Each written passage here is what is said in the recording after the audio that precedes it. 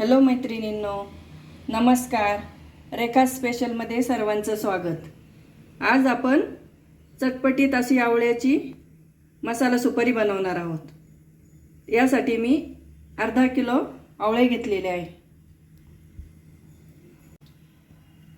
यातील खराब असलेले आवळे आपण काढून घेणार आहोत.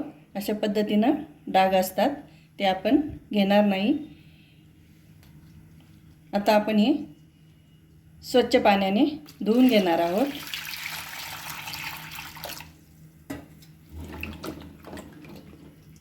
अशा पद्धतीने आपण व्यवस्थित 2 पाण्याने धुवून घेणार आहोत हे आवळे.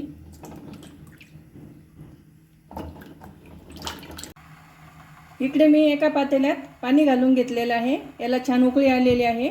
आता यावरती आपण आवळे वाफवून घेणार आहोत. त्यासाठी मी यावर एक चाळणी घालून घेते. आता आपले हे आवळे छान धुवून झालेले आहे. अशा पद्धतीने आपल्याला छान झालेले आवळे घ्यायचे आहे. कवळे आवळे आपल्याला घ्यायचे नाही. चला तर आपण आता हे चाळणीवर घालून घेऊया. याला 10 ते 15 मिनिट लागेल. आपल्याला छान वाफवून घ्यायचे आहे आपल्याला हे आवळे.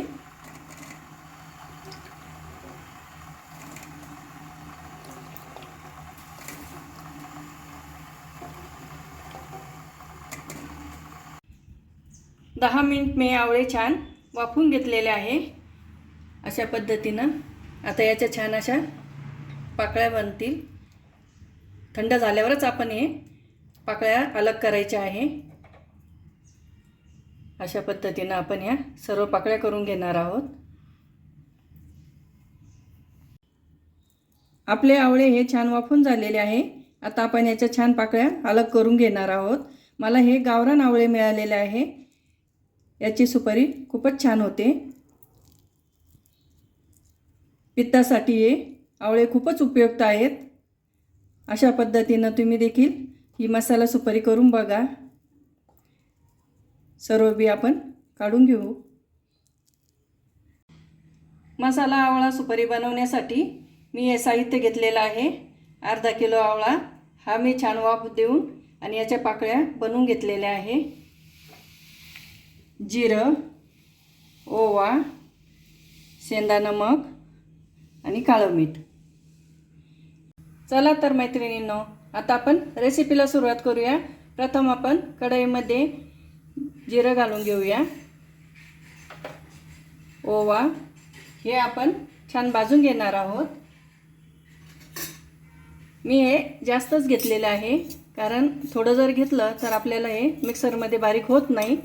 तर मी जास्तीचीच पूड करून ठेवणार आहे आणि आपल्याला जसं लागेल तसं आपण हे घेणार आहोत. आता आपण हे जाडसर मिक्सरमधून काढून घेणार आहोत. जिरा ओवा मी हे छान भाजून घेऊन याची पूड बनवलेली आहे. आता आपण हे 1 चमचा यामध्ये घालून घेणार आहोत. आणखी थोडंसं घेऊया.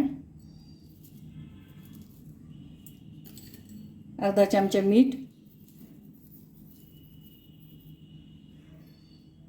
आणि थोडंसं काळं मीठ हे सगळं घालून याला व्यवस्थित हाताने मिक्स करून घेऊया.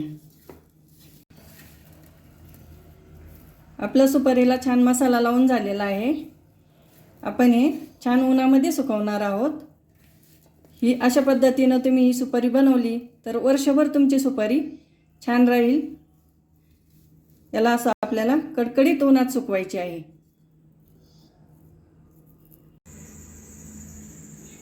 मसाला लावल्यानंतर ही सुपारी मी 3 दिवस छान कडकडीत उन्हात सुकवलेली आहे.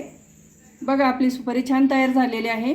आता तुम्ही ही वर्षभर स्टोअर करू शकतात आणि अशा पद्धतीने तुम्ही ही सुपारी नक्की करून बघा. कशी वाटली माझी रेसिपी कमेंट करून नक्की कळवा. लाईक करा, शेअर करा, सबस्क्राईब करायला विसरू नका. धन्यवाद.